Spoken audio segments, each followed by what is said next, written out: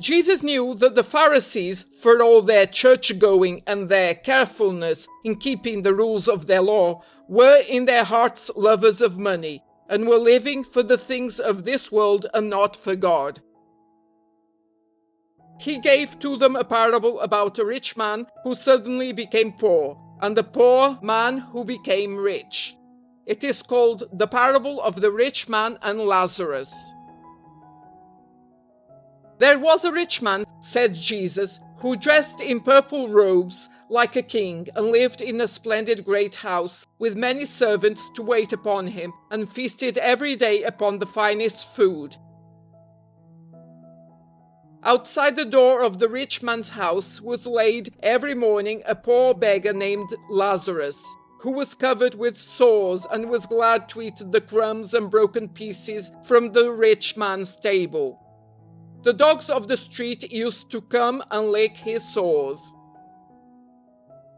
After a time the poor man died, and his soul was taken by the angels to be in heaven with Abraham, the father of God's people, because in all his poverty he had lived for God, trying always to do God's will.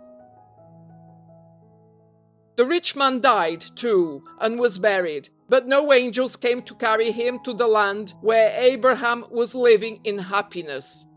His soul went to the place of woe and sorrow and suffering, not because he had been rich, but because in his riches he had never thought of God.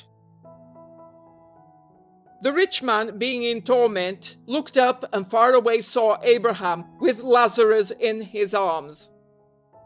"O Father Abraham," he called out, "take pity on me, and send Lazarus to dip the tip of his finger in water and cool my tongue, for I am burning in this flame." "My son," answered Abraham, "remember that when you were alive on the earth you had all your enjoyment, while Lazarus in his life had poverty and pain. Now Lazarus has comfort for all his trouble, and you are in misery. Besides all that, between us in heaven and you in the dwelling place of the wicked, there is a great valley, a gulf which no one can cross, either to go from us to you or to come from you to us."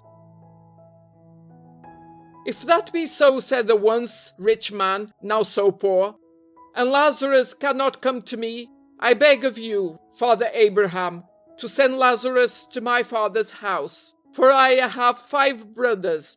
Let him speak to them in time, so that they may not come to this place of terrible suffering." "They have the writings of Moses and the words of all the prophets," said Abraham. "Let them listen to these." "But Father Abraham," he said, "if someone from the dead should go to them, they would turn from sin to God." "If they will not listen to Moses and the prophets," said Abraham, "they will not believe, even if someone should rise from the dead." As the 12 disciples of Jesus heard this parable, they said, "Lord, make our faith stronger." "If you had faith like a grain of mustard seed," said Jesus, "you could say to this mulberry tree, 'Be uprooted and planted in the sea,' and it would obey you. Which one of you, if he had a servant plowing in the field or tending sheep, when he comes in from the field will say to him, 'Come at once and take your place at the table for your supper'? No, he will say to his servant, 'Get my supper ready, then make yourself ready to wait on me while I am eating and drinking, and after that you may have your supper.' Does a master thank his servant for doing what he has been told? Well, it is the same with you. When you have done all that you have been told, say, 'We are only servants. We have done no more than we ought to have done.'"